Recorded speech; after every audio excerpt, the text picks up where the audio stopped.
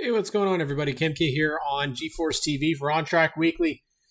Still trying to figure out what's going on with our silly, yes, I know, with our video, um, using a new streaming link today, and we're still trying to get this the streaming to be correct. It's unfortunately been a bit of a pain since readjusting to the new laptop, and it's frustrating. Obviously, we've been working at this for weeks now, and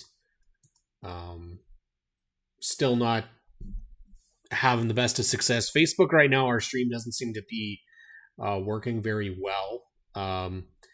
It's not distributed out, which it normally is. For whatever reason, it's just showing up as a story and not a live video, at least on my end. I don't know if people are seeing otherwise, but it's frustrating because we've got a really solid audience to start the show. So as long as things are loud and clear, and we're not fuzzy and having any issues with hearing how things go, but you know what? We're ready to get going here. It is the final week for Sauble Speedway's championships. Big stuff for them this week. Obviously, championship, the final fight is ready to go for this weekend. So we know Brad Spencer and the entire team are looking forward to promoting the hell out of this weekend, making it a very big show as champions will be crowned. More than likely, we're going to see the lowball racing number 91 take the championship in the Bone Stocks. We've got a pretty solid championship lead. Carter Camrath over Rylan Camrath right now. That is still a championship battle to watch. Street Stocks, Corey McAllister leads Rob Wark by a mere 3 points. Thomas Wunsch leads Jason Parker by 5 heading into this weekend as well. And then, of course, Legend Cars, I'm not sure if they don't really run a championship per se up at the beach. And then the late models, 10 points between Josh Stoddy and Tom Gibbons. Lots of exciting stuff happening this upcoming weekend, and we're very privileged to be a part of the Ontario racing scene here on GeForce TV. Of course, lots of great racing still to happen on GeForce this week. Of course, you've got Outlaw Karts on Thursday with Mac and Jack, and then, of course, Oshweekend Speedway live and on GeForce TV starting at 7:30 as they get close to the end of their season. Just like we've seen, the racing comes quick. Rainouts have been the name of the game over the last couple of weeks, and that's been disappointing. But we were able to get at least one championship decided. ONTrack was able to decide their championships this past weekend, and it was Laird Raceway, where Chris Pinder is going to join us and we'll get the lowdown from him on what was a very awesome 2-day event for Laird Raceway. They don't race as often as some of the other tracks, but he's a championship team owner. Comes away with, I believe, the Enduro Championship, and not too bad for himself in the Factory Fours Championship as well. Decided to focus his efforts on building a championship program, and not too shabby for himself. He's going to come away with the third place in points, just 41 markers back. Will Siddall gets the championship in the Salt Asphalt Factory Fours. The Enduros, Dane Lorenzo and Lucas Fabricino. If I said that wrong, I apologize, Lucas. But 3-point difference between the two from the Pinder Construction Racing Team. Brad Bebo wins the Factory Stock Championship by 38 over Daniel Bebo. And then Dustin Jackson with a pair of championships. He wins the Super Late Model Championship and the Napa Rayco Automotive Modified Championship up at Laird. And so we'll have Chris Pinder on. He's going to join us, and we'll chat about how his season ended. He got to be in a fantastic battle with Phil Givens, an invader, up to the north to see Laird, and Phil got win number 91 and 92 of his career. And we really do want to congratulate Phil on what has been a very successful season for him. In the 2 races that he ran up at Laird, he's 2 for 2. So congratulations to him. Again, we are having problems on our Facebook site. It is not showing up as a stream. It's just showing up as a story. So there is some issues with that. But tonight, we do want to talk with some really, really awesome guests, some first-time guests as well. Pender will join us at 8:10. Then we have Dakota Lorenz, who is a rookie driver from the Lorenz racing family. His father Lyle and his mom Lauren, both big staples out at Full Throttle Motor Speedway. Dakota getting his feet wet in the bone stock division in the number 3, partnered with Black Magic Racing, and obviously his dad races a ton of stuff. He's raced basically everything that they have there. So we'll talk with Dakota about how his rookie season has gone so far. At 8:30, Dawson Jeremy from JDC Motorsports, the Ontario Legend Car Series, also one of the big factors behind the Ontario Bandoleros, the KOD Disposal Ontario Bandoleros. They've got a couple more races in their season, as Dawson's had a bit of a very interesting year. It started off great, but it's kind of been a tough go for him and the entire team this year. It really kind of dates back to being down south and having some pretty bad wrecks to start his season. So we'll talk with Dawson Jeremy at 8:30. And then first time debut, we'll have LLB Racing from the Canadian Vintage Modified. He also runs the number 84 mini stock at Flamborough Speedway occasionally. And that's Chris Pendlebury. He'll be around at 8:40. We'll hear from him how the championship season is gone. We've heard from his teammate Jordan Ramsbottom, and the CVMs obviously are an attraction that we see a lot of the times at Flamborough Speedway, but they do travel and they do participate in a bunch of different tracks. And this was kind of his first foray into the division with the number 4. And obviously, want to hear from him how remarkable it is to have his good friend Jared Fitzpatrick out on the racetrack and winning in the CVMs last week. So we'll hear from him. And then at 8:50, the current AM Group Exteriors Street Stock Points leader at Sauble Speedway, Corey McAllister, will join us. And Corey's coming off of a really good season in that Street Stock class. And we're looking to see how he thinks things will fare as he goes up against his good buddy Rob Work for the championship. Jake Party out in 3rd. And so he'll be along at 8:50. But we'll start the show off tonight with our friend Chris Pender, who joins us from Laird Raceway. And he's coming off of 3rd in the championship and a championship for his team in the Enduros. And he almost got himself a feature win. He just had to beat the pesky 0 car, and that's a little bit harder to do when you actually see it on the racetrack. But Chris, I imagine it's a very, very rewarding weekend for you with how your performance was and how your team performed, getting to celebrate a championship with them, and to see Phil Givens come out there and give you guys a run for your money out there. I imagine a lot of fun. It was a lot of fun. Like, it stings a little. The only car that beat you all weekend was the guy that you begged to come up here. Yep. But I can get around the track faster alone, but to get by Phil it's a different animal. You're waiting for him to make a mistake, and the mistake never happened. I know one of the things that's been very noticeable in the last year or so is attention being paid to Laird. And I actually think that you have been the main reason why we're seeing a lot of that this year. A lot of people are interested. Jared Fitzpatrick came up and he raced last year with you guys and he got a win. Now Phil's come up. You're obviously a regular at this track. You're a weekly contender. You won races there. You've come down and shown us what you can do. But why do we want to see more people come up and race Laird? What's the best thing about that track? The atmosphere, like it's not comparable to anywhere I've ever been.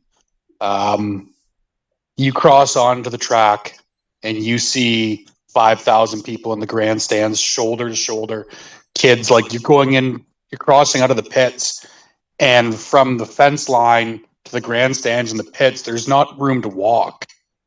Like, it's unbelievable the atmosphere that you experience there. And Phil said the same thing when he was there. There's nothing like it. Is it the best actual facility? No, there's gorgeous tracks in Ontario, but I've never been anywhere with the energy that Laird has. It's a really special place. I think one of the things that's been noticeable, and thanks to Bras TV because they have put on the broadcast, so those of us that aren't, near, and a lot of us aren't. It's 7 hours away from me, but being able to watch the track, and I've actually played NR 2003, the good old trusty NR 2003 by Papyrus still exists, and Laird is one of the tracks. And one of the things that's very special about Laird is not just like you said, the atmosphere, but it is one of the most beautiful backgrounds for a racetrack, I think, in the province. Honestly, when you guys come off of 4 and you get a shot of the backstretch and you see just the trees, yes, outlining the track, it's absolutely beautiful out there. And like you said, the people show up, and the racers show up as well. You have a very good, consistent group. We see a lot of these cars that are kind of reminiscent of how they were when they were down here initially. Dylan Sherrard has a perfect example. He's had a couple that have come from down here. Dylan Couturier is another one. Will Siddall actually is in the chat here, so congratulations, Will. Thank you. I hope I'm not butchering your last name. But you've obviously found a home here. You got to come down and do the 4 and 4, which you're still nuts for doing that. But is there something that people can come in and be a part of that wouldn't be too crazy in the change of rules? I mean, I know you guys have modified it, super late models, factory stocks, factory 4s. Is that factory 4 the most like counterparts down here that you don't have to change anything? So a mini stock can come up and run with us. I shouldn't speak for the track. We're not going to turn cars away. Okay. We want cars there. Like, I'd say if Doug Butler or Jacob Sutcliffe showed up, they'd get away with it for one night. if they try Matt Young, like the next night, they'd be like, "You're running with the factory stocks. This is ridiculous." Yeah, there's probably some truth to that. But like, I think it was what I clued in this weekend. Like, Phil is a wheel man. There's no way around that. But if someone was in a bone stock and unsure if they wanted to move to a mini stock and go up that route, you could throw some 200 treadwear tires on your bone stock and come run with us, and you're going to be competitive. Like, it's a good in-between area. We saw what happened when a good bone stock came up here and did that. Yeah. As for the factory stocks, Oscar Hot Rods can come run with them. Super stocks can come run with them. Street stocks can come run with them. It's going to work out. Mm-hmm. And you're going to be surprised because we're all on a pretty even playing field. It's awesome to see. I honestly wish I was much closer because I love the track. I think it's really cool because it's got that, I want to say it's Berlin-esque, where there's no wall on the backstretch, which is a very cool thing to have. I don't know if you want to end up too far in the weeds. There's a swamp down there, Cam. Yeah, you don't want to go back there. Yeah, that's what I've heard, is that the swamp. And there was a picture a couple years ago when Jake Walt's car ended up there, and he had sold his car, I guess, to somebody that raced up there, and it ended up in the trees.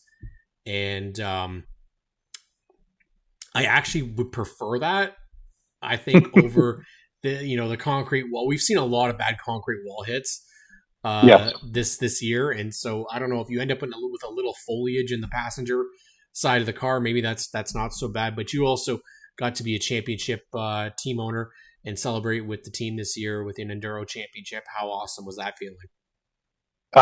It was the whole season. That was something I didn't expect to enjoy so much. Um, so I said originally I was going to run all 3 cars, and I said, I can't do this. It's too much Mm-hmm. before it even started. So we had a younger kid. He was 16 years old. He was helping us in the shop work on all the cars. So I surprised him one night. I put some painting tape on the door and wrote his name over top of mine. And he learned a lot, and he became a much better driver. And watching that growth was something that I enjoyed just as much as racing. And then the other car is one of my closest friends. He's been with me since the start with this racing stuff. And by the end of the season, I'm watching him out there, and I don't want to admit that he might be better than me now, but there's a good possibility. Now the enduros, is that basically like a bone stock, or is that something a little less? It's the same enduro rules you guys run down there, Oh, okay. but they're allowed 200 tread wear tires here. Okay. So they do there's some that are just people out there to have a good time and try being on the track, and then there's a group of us that are running really similar times to the factory fours. It's one race at the end of the night. There's not a whole bunch of prep work involved. It's a really good way to dip your toes into racing and see if you like it. Mm-hmm. I think I know at least one person that's really close to me that's really excited to want to get up there and race. He may have talked my ear off about it. And I think I would love to see that. I think I would love to see a lot of people go up there. They could, like a Doug Butler, honestly, go out and try it. And, I think it's just, it needs that love. It exists. So let's support it. I think if you could get Doug Butler, Matt Young, Sutcliffe to come up here one time and smash my track record out of the water, I'll be okay with that. But I think it'd be absolutely eye-opening to the drivers, because once you get to the top of our 4-cylinder program, you jump into a V8 car. That's your next step here. Yeah. Where you can't progress through that 4-cylinder. Down south, you could stay a 4-cylinder driver forever. Yep. You don't have to move up into something else. I think that would be a good ladder system to have. And you know what? I appreciate that you mentioned that. It is something that I think we could look at. And, I think that there's some, there's some questions as to whether or not that could be doable. But I think what you guys have up there is really special. And, I've enjoyed seeing you and Dylan up there and representing what we do on Thursdays with SNS, and it makes you more invested. And I think you've come down and you've met a whole bunch of people down here, and I think that's exactly what needed to happen. Honestly, I think it needs to. The connections I've made with you are unbelievable. It's a so small cool. A small little racing community, but it's also quite large in terms of space. But Chris, this is your opportunity to thank all the partners and the people that made it possible for this racing season for you, and this is your moment to thank them. Okay, we're going to start off thanking my dad. He's number one. Without him, we're not doing this. Dane Lorenzo, Lucas Fabricino, Martin Velikat, Dave Foster, who came in at the end of the season and joined the pit crew and just had a blast with us. My sponsors, Kelly's Parkway, George Stone and Sons, Mobile Glass and Apex Sim Racing, Algoma Engineering, Johnson's RV, Construction Equipment Company, Cambrian Dental. I know I'm missing some. I think I got them. The Otto and Sons Construction, Zalewski Concrete Construction. I think I got through them, buddy. I'm still getting used to that. I'm not used to getting interviews, eh? I wasn't a victory much until this year. You were pretty close, honestly. If you had a couple more laps, you were right with Phil. You were getting him on the high side, is what it looked like. Like you were getting him, like you were that, and you gave a run at the very end too. And I thought you were going to get him dipping through the grass. I didn't care if they black flagged before. Yeah. I was trying. I was like, holy shit, he's going to get him. And it didn't work out that way, but you know what? It was a good race, and and frankly, all the races that I got to see thanks to Bros TV was excellent. And you know what? I wish the very best for you in the off season, and can't wait to see what you do again next year. Season's not done yet, buddy. Oh, that's a clue. That's a clue. He's coming back, boys and girls. He's coming back. Do you have plans that you're going to announce? We're going to be at Autumn Colors one way or the other. Hell, yes. Might have a new car down there too. So, not for me. We just kind of finalized it tonight. We're going to put Dane Lorenzo in a bone stock for Autumn Colors. We're going to build one over the next one. Yeah. Awesome. And I'm going to be at the makeup date for the Sawbo race because it got rained out. Awesome stuff. Well, yeah. He's got more miles on his car than anybody else in the racing community. Chris Pinder, thank you so much, buddy. Thanks, Cam. Appreciate it. Honestly, what a great guy. I mean, I just been lucky to get to know him, and man, he has been such a great rep, and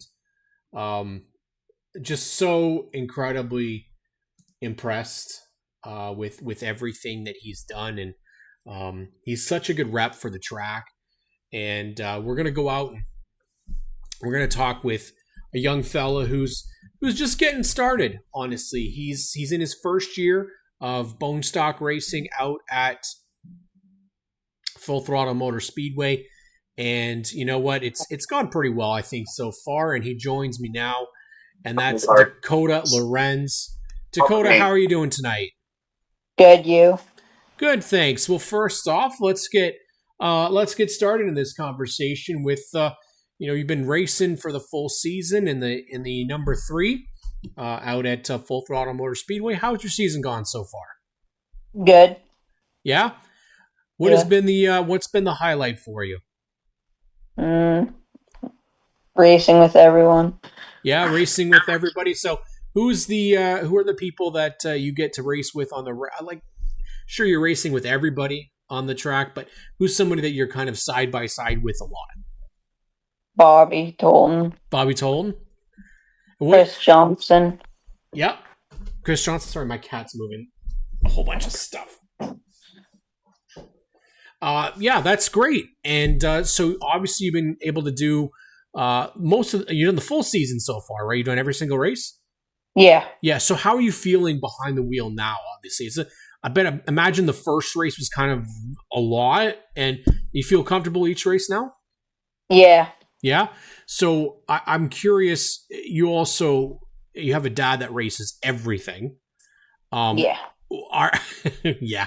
Are you going to be following kind of the same thing that he did and go and race everything? Like, you want to race a hot rod, you want to be a train racer, you want to race trucks, you want to race bone stocks, and you want to race, I think he's street stock and hot rod, so pretty much everything?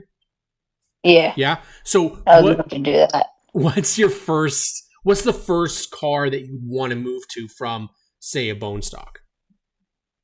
Street stock. Street stock? That's a good call. We got to see your dad race the street stocks at Sunset last year. It was a lot of fun. Those are great looking race cars as well. But you've gotten the opportunity to race the number 3, which is a Black Magic racing car. Yeah. How is it racing at Full Throttle? I imagine it's pretty tight on a regular basis. And then where do you find your comfort? Are you a high side or are you low side? I'm in the middle. In the middle. Both. You kind of like both, eh? Yeah. So being in the middle, I would imagine it gets a little bit chaotic sometimes in the bone stocks. So where is it that you feel how do you feel when you've got the leaders coming up on you? I feel kind of nervous when they come up because who knows what they'll do. That's true. Very true. Now, how old are you? I'm turning 14. Turning 14, so 13 years old, basically, running in the bone stocks. Have you had any racing experience prior to this, or is this your first time ever racing? This is my first time actually racing with the rest of the cars. Okay, so did you do practice laps before? Yeah. And in a bone stock? Yes. Yeah. Okay, so that's great. Then, and how long have you been going to Full Throttle? I'm gonna guess maybe as soon as you were born, but maybe I'm wrong. Yeah. Yeah. Oh, yeah. Really? Uh, Yeah. and then your mom also is she's a big part of Full Throttle as well. What does she do? She does the photography there. So, do you think you stress your mom out while she's trying to take pictures of you while you're racing? No. No, eh? She's okay with No. it. Yeah. Yeah. You don't stress her out more than you stress out dad, right? No. No. Okay. Because I would think it's a pretty big deal to be out there. Did you get the opportunity to race against your dad yet? No, not yet. No, eh? So, I'm going to ask the question. If you do, who's faster?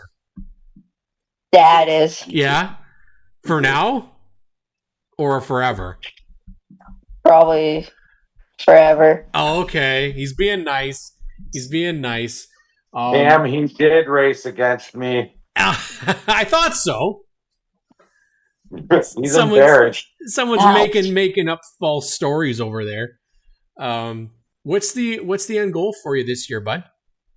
Trying to keep up, trying going up more points. Yeah. Because right now I'm in eighth point, Yeah. 8 points, eighth place. I meant Yeah. in points altogether, and trying to keep rookie of the year Yeah. for this year. And what's your best result so far this year? Do you know? I think it's the best result is maybe eighth place. Okay. So like a top 5 would be like an end of the year goal for you? Yeah. Yeah. Not a win yet? No, not yet. Not yet. Okay. If you had the chance to race somebody at Full Throttle that's in any of the divisions, who is it you want? Who is it you want to race with? Tim Tolton. Tim Tolton, eh? Yeah. Okay, so I asked the question then: who would be faster, you or Tim? Tim, definitely. Yeah, okay, Tim, definitely. Now, would you want to race him in the hot rod, an OSS car, a truck, a bone stock? What would be the choice? Truck. A truck, eh? Okay. Yeah. Okay. I think we should make that happen. I think Dakota versus Tim in a truck race would be a lot of fun. And I'm pretty sure there's some extra trucks lying around that we could make that happen. Dakota, this is your opportunity to thank the people that make it possible for you to go racing. So your sponsors, the team owners, and your family. All right. So this is your moment to thank them. Thanks, Tim Tolton and Black Magic Racing, for getting me on the track. And thanks for Econ Group as my sponsor from Guelph.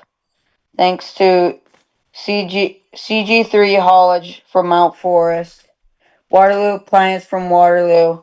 My parents, my sisters, and Paul Trepanier.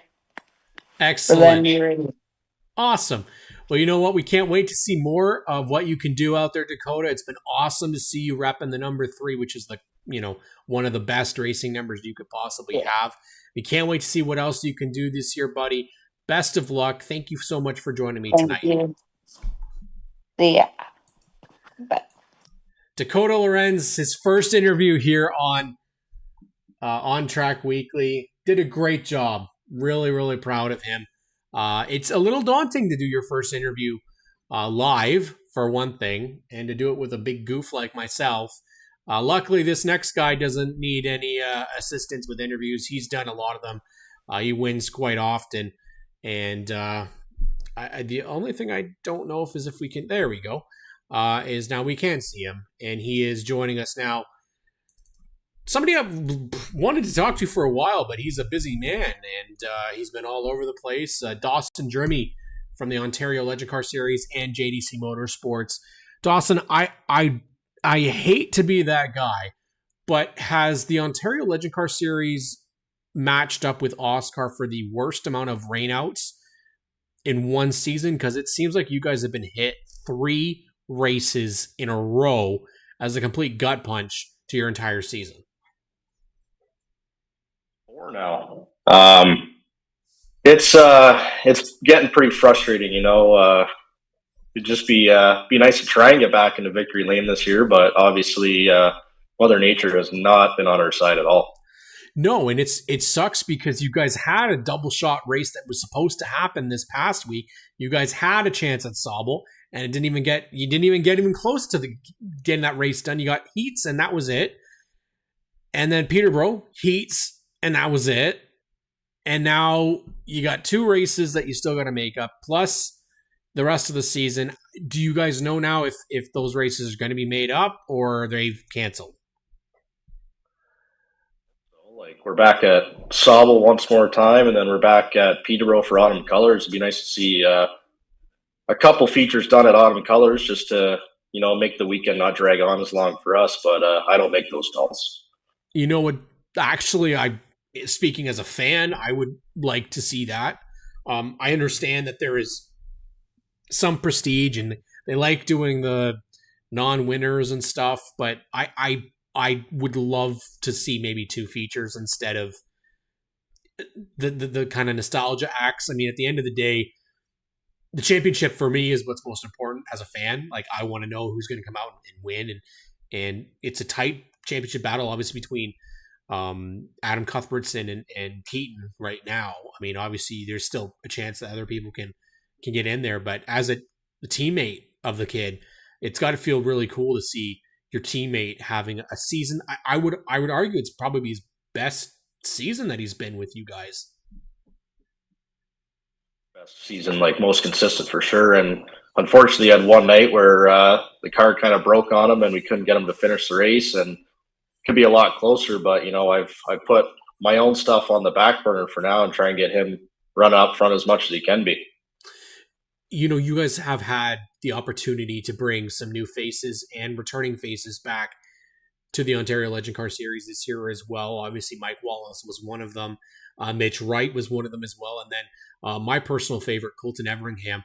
We didn't get to see the feature race in, so I'm hoping there'll be an opportunity for us to revisit that. But is that program still available? And how has it been bringing in some new faces to the JDC Motorsports camp on a rotation basis? Seeing these guys hop in these cars and they're all having an absolute blast. And speaking of Mitch, we're bouncing ideas off each other, trying to go faster. So it only makes everybody better at the end of the day. And you know what? I think, I love seeing Mitch run down south, but there's something about having him up here that just it elevates, I think, the class a lot. And especially with you guys being as tight as you are and being as competitive as you guys were as well. I imagine, though, your season has been more of a frustration, starting really from the beginning when you were running down south. And I believe it was the throttle hung, and it's just been kind of topsy-turvy since then, eh? Nashville deal kind of put a big wrench into my plans for the year. We showed up the first night. We actually won the race, but, I still wasn't happy with how the thing was going. And, we built a new car and it had some gremlins, but, I'm just still trying to focus on showing up every night and trying to win races. So, I'm out of the points championship now, but all I can do is do my best. Yeah, I think the exact words were, "Wow, that drives like shit," because I was in victory lane. It's not very often that the guy that won the race says that the car was driving so bad, but it arguably has been one of the toughest years, oddly enough, to predict a winner. Because while Parker, yes, has won 6 races or whatever, how many he has won, he also missed the first race of the year as he was down south. So he's also not really in the points championship either, and I'm not sure if he's going to be able to be in the points championship based off of current situations. So this kind of opens it up a little bit. I don't know the last time Adam Cuthbertson won a title, and Keaton's never won one. So this has kind of been a very odd year for the Legends, and kind of really opened it up for a bunch of people to succeed. My brother's up there too in third place. I don't know if he's that far behind Keaton right now. So no, to have 2 cars competing in our camp for a championship, it still makes me want to push that hard. Well, and Yeah, as much as I know you want to be up there as well, seeing your brother have the season that he has got to be rewarding as well, because he was right there with you. And I think it took a little bit, he took a little bit longer, but his season started the complete opposite from yours. His started with a win, and yours started with a wreck. So I think he's right now. He's in third place, and luckily I do the graphics for you guys, so I have it right here. But it is, if it would load quickly, I could tell you right now. He's a little further back than I think he's at 475, and so he's closer to Keaton than he is to obviously Adam, but still being in third place in points. You've still got 2 JDC cars in the top 3. Pretty impressive. It's been a good year for all those guys. Wish my year went a little better, but sometimes that's just the way the year plays out. And still got to stay focused as a team. So that's what I'm coming back every week and trying to put cars in victory lane. Now, we did see you get the opportunity. It didn't really go as well as you were hoping to be out in a late model. I know it didn't really last very long, but are we going to see that potentially come back maybe for like an ACC or another event? I think that's in the cards for this year. Unfortunately, we've been so busy with the bandos and the legend cars. Well, we had 9 cars in our shop one night getting ready for a Sabo weekend. So with all that on the go, we don't have enough time this year. Now, how many cars come out of the JDC shop? It's obviously your 3. That runs with us, the 629 legend car, and I guess you can say the 48 or 69 legend car this year. And then we got Rob's little young lad that we helped with in the bando, and then we've been helping out Lucas Finnegan as well. So a very stacked, obviously, year for you guys with JDC Motorsports. It does play some role into how the Ontario Bandoleros go, because you guys have limited time. I've been blessed enough to be able to help out with you guys on the Ontario Bandoleros side. And I imagine you guys have got to feel very, very happy with how the year has gone. A lot less calamity than what we saw last year. Drivers coming into their own, and some fresh faces that have kind of moved their way in and into competing on a regular basis for wins. Obviously, the domination of Josh Davenport is admirable and amazing to see, but the talent pool that's come into the division is also very noticeable.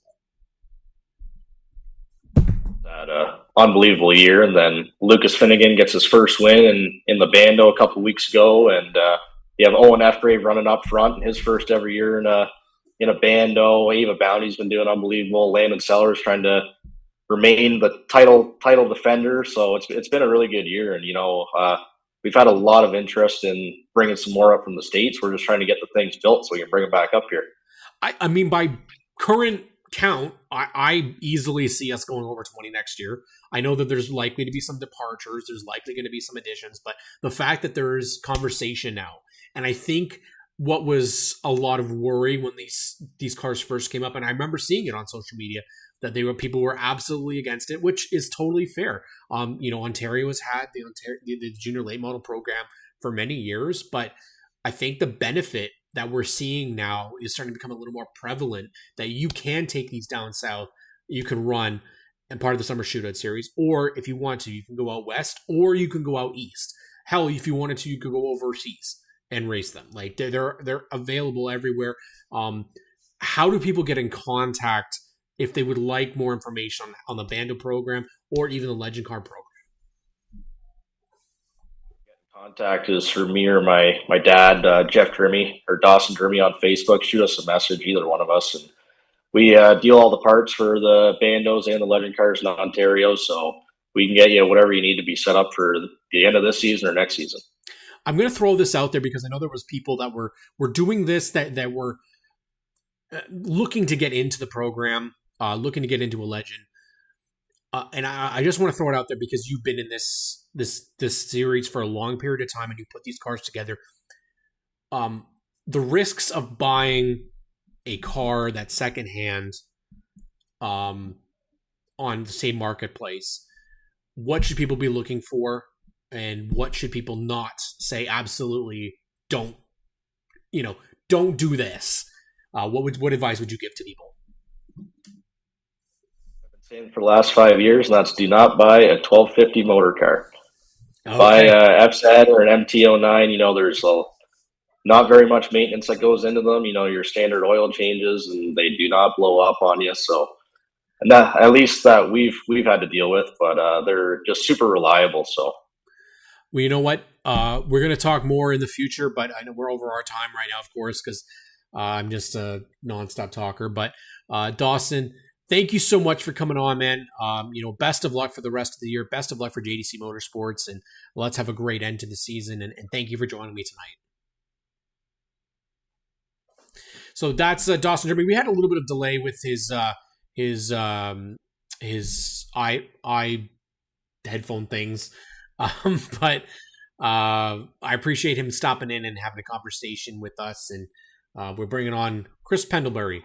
I believe that's who this is. I'm not 100% sure if it's him or if it's McAllister. I can't tell. That's Pendlebury right there.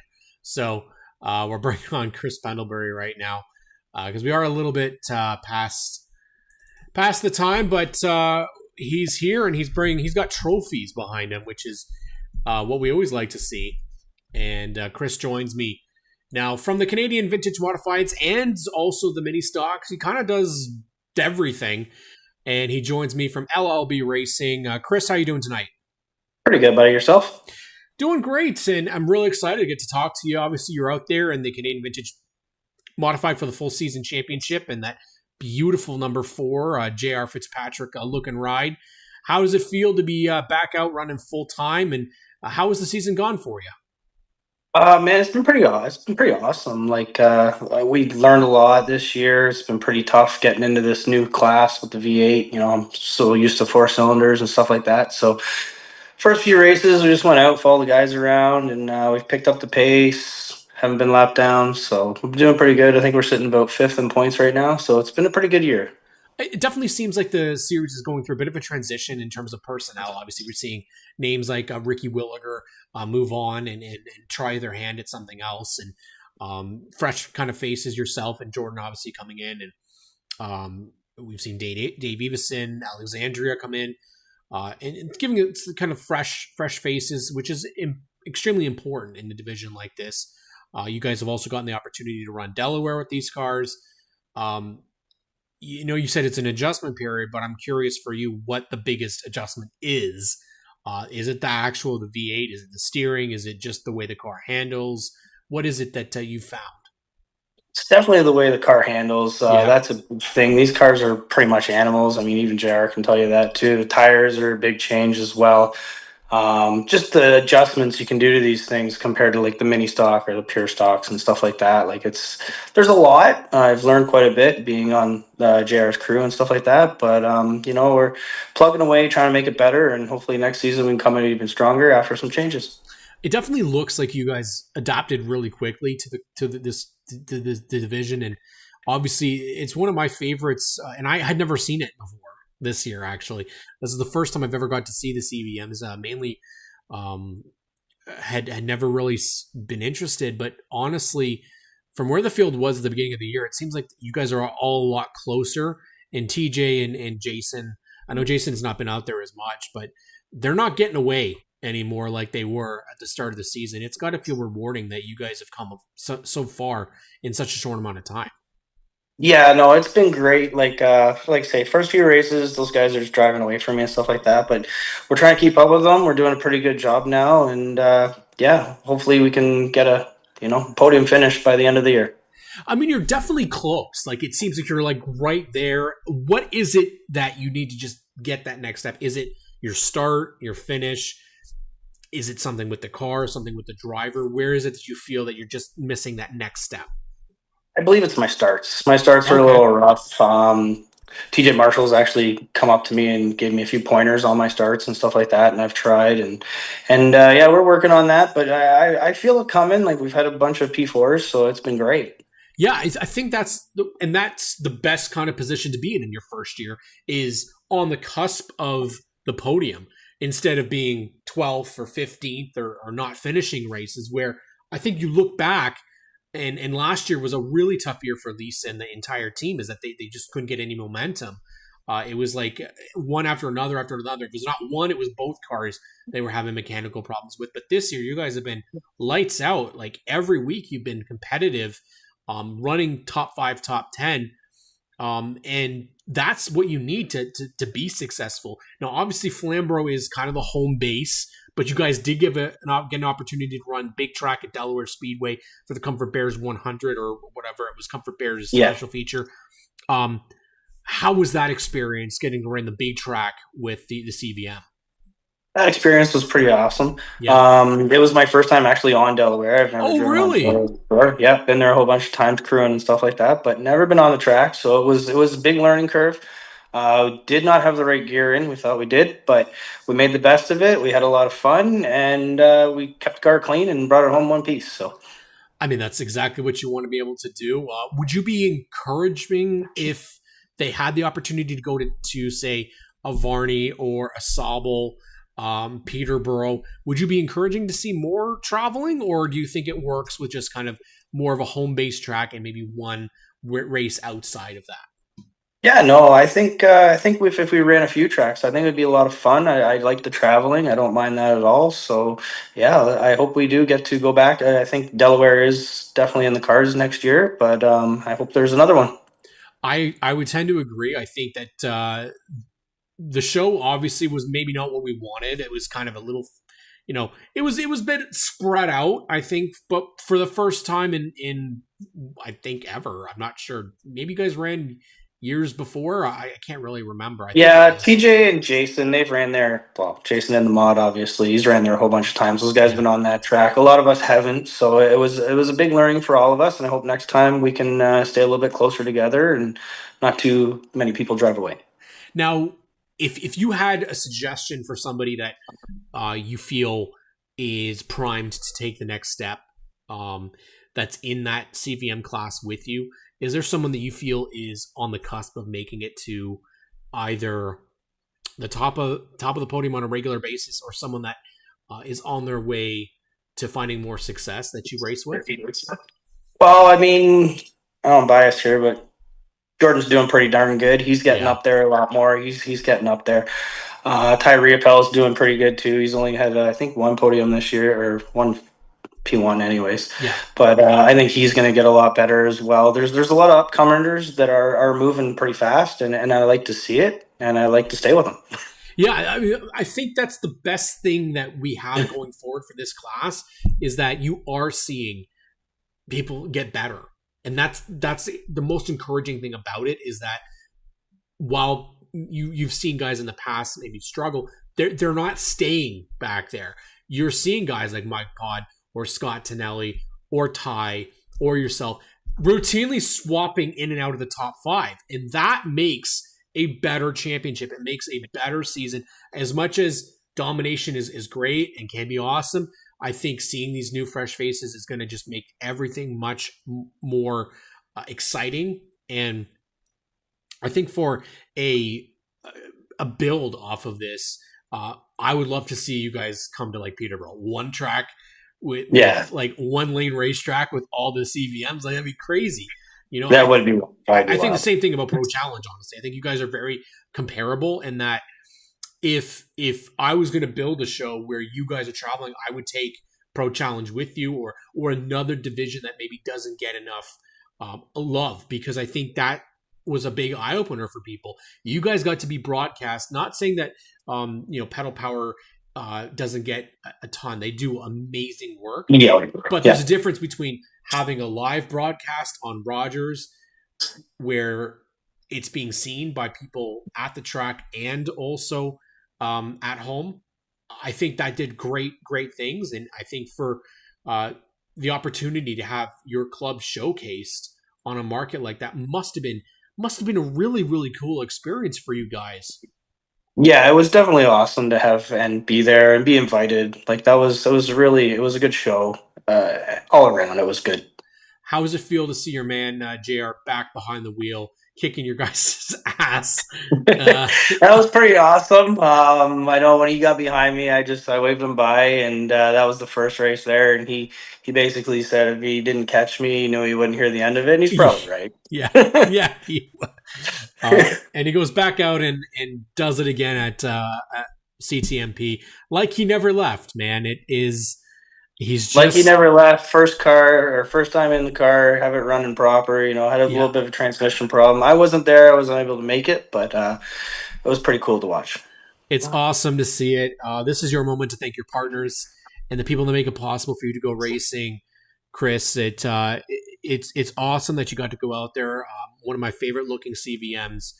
First off, because I love the number 4, but also just the look of the car is just beautiful. So as Jomo says, hello. But this is your moment to shout out the people that make it possible. Awesome. Yeah. Well, first and foremost, obviously, Lisa Barton, she's put me in this ride. And without her, I probably wouldn't be racing right now. I'd just be helping out people and stuff like that. So big shout out to Lisa. Much love there. We have on the car Natasha Peterson, McCray Marine, Jomo Media, First Nation Construction Services. Chris McComb's been a big help. JR Motorsports, obviously. And to my crew, Jacob Sousa, Brent Leclerc, they come every weekend. They wrench on the car. They help out. So does Chris McComb as well. So, yeah, those guys have been a great help, and my family, my wife. Can't forget the wife, and can't forget that Chris Pendlebury, out with the CVMs this year, also runs mini stock occasionally at Flamborough Speedway as well. Yep. Thank you so much, Chris. I really appreciate you coming on the show, and we'll definitely have to have you back on in the off season. Awesome. Thanks for having me on, Cam, and thanks for everything that you do. Anytime, buddy. Chris Pendlebury here on ONTrack Weekly. And we go from Chris Pendlebury from a Chris to a Corey as we bring on the current points leader in the AM Group Exteriors Street Stock Division out at Sauble Speedway. He's also a team owner, a dad. He basically does it all. He's got he's got Ainsley's car right behind him, and Kane's car is there as well. And it's Corey McAllister joining me. Corey, how you doing, buddy? Good. How you doing, Kim? You know what? I had a case of the Mondays earlier, but getting to talk racing, it makes me so much happier. And getting to talk with you, the points leader currently in the street stock class at Sauble Speedway in the AM Group Exterior Street Stocks. How does it feel to hear points leader again and your name right beside it? Definitely was not the plan. The biggest thing I said this year was if I was going to race at all, it wasn't going to be for points or anything. And then we went up the first night. We had a good night. And Sean, he talked me into racing again the second night. And we had a bit of a misunderstanding there of the points, how they worked out and things like that. So, yeah, the car's been working good. But now he's jumping back in. He's jumping back in, and I know you've got something that you've picked up as well. There's no peeking yet as to what that's going to look like, but I assume it's going to be a great looking piece. How has it been to drive in that straight stock class, man? Good. Just having some fun, and a lot of fun. Robbie Work and I, we put a really good show on the last couple of days, and everybody thinks it's a big rival thing. Well, me and Robbie have been really good friends since I was about knee high, and Robbie actually does all of our excavation work for the business as well. So for me and him, go beat and bang on each other and put on a show, and everybody finishes straight. It's been a lot of fun. The one thing that I had never talked with Robbie Work before, and the first thing that he sent me was, can you make this graphic so I can tease the hell out of Corey McAllister? I was like, sure. Yeah, no, he's a good dude. It's great that you're able to have a competitive field, especially in a division that really a couple years ago we weren't sure was going to last. Obviously, you got a bit of a showcase last year at Sunset. It's obviously a weekly racing division out at Full Throttle and at Sauble. It's got a really good crop of racers. Have you enjoyed being a part of it? And do you see the future for the street stocks getting bigger and brighter? Yeah, I think that's at the financial point they're at. The biggest thing is don't let those cars go any more advanced. Keep them what they are, and keep them an economical division that, the working man can definitely race and go out and have a good Saturday night. I think, honestly, you're going to see a lot of growth just in the economic times we're in right now. You're going to see a lot of growth in a division like that. And very good on you to everybody that's helped them expand. Jake, I know he's had a lot to do with it. And yeah, it's a lot of fun. Everybody's just out there for a good time. That's the biggest thing. And things like Kevin Finley winning, that was really good for the street stock division. That car is 15 years since he'd been in Victory Lane and he parked it. And He so a almost lot of did it. He cool almost things. didn't park it, Corey. You were like right there. If Worky wouldn't have helped me up for those last 3 laps, it might have been a different situation. But yeah, I couldn't get there. I tried everything I had. But yeah, no, that's racing. I imagine there's been no bigger thrill for you this year than seeing your young man and your young lady racing at the Little O, I guess, this year. And Kane's going on a tear. I think he's pretty well locked up the championship. It's not over yet, but how has it been? You guys got to grow and head down south as well for racing, building his program. How has it been seeing it? Not just from the team owner, but from Team Dad, how's that been for you? I can't be prouder, to be honest. Kane's determination and he's just so driven to win and focus and study in and what he needs to do better or what we need to do better or what the cart needs. And now he's starting to give me feedback and that's he's definitely my number one focus right now is making sure every time he unloads that car's as fast as it can be. And Ainsley, she's impressing us like crazy. She's going out and every week we have a new little goal and and she's doing awesome. So yeah, no, it's definitely been a lot of fun working with the kids. You get down into those where we were at English Creek at US Nationals and things like that, and it's serious racing. For youngsters and to run with them guys and things like that, we're really proud. And he also, I know Kane was also right in the thick of the junior late model feature as well. Would have been last 2 weeks ago.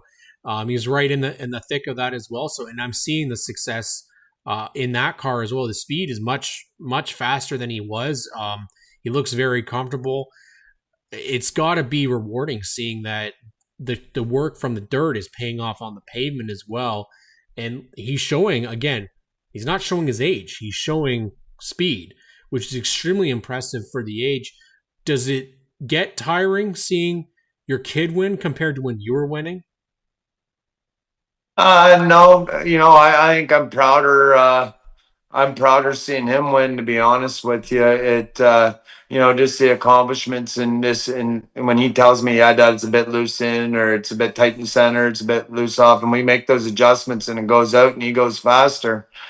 To me, that's more of a win, for myself. Then it's the same as the feature win for him. And, we've been tore down in tech pretty intensively this year, like week after week after week after week. And, it's if you watch his driving and his wheel input, it's things we study and it's things we work on to be better every single week. And like I said, I can't be prouder of him. He's definitely. I mean, I watch the Outlaw Kart broadcasts pretty regularly, and the one thing I'll say is very clean. Doesn't seem to ever have any contact with anybody. Where that seems to be a little bit difficult some weeks at the O to have those classes, and they're learning classes. That's exactly what you had said. So how different are we talking? Is the U.S. program compared to what we would see on like a Thursday night? A lot more aggressive. If Really? if when you're racing in the States with the carts, if there's an inch and you don't take it, you're going backwards. And that was the big transition for Kane running down south. Was we harp on him to be clean up here, don't drive through people, drive around him, and he does a very, very, very good job of doing that.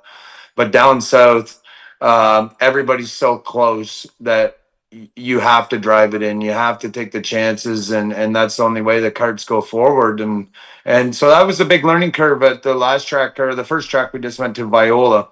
That was a big learning curve for him because he's like, they're roughing him up, but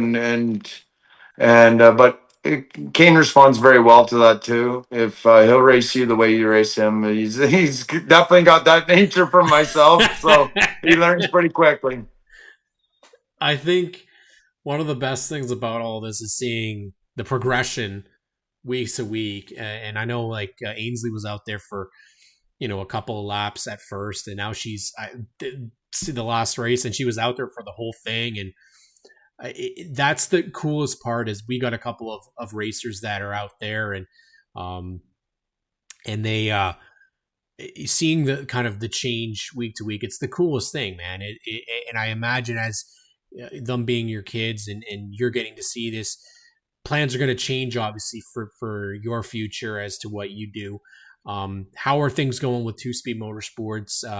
Obviously, a huge company in manufacturing within Ontario. You guys launched, and you've had plenty of products put out there. I know you're still launching products to this day, a couple new ones. But how's everything been going with the not just the team, but the actual program itself? I mean, the big time that you guys have made putting yourselves out there to build an Ontario brand in Ontario manufacturing.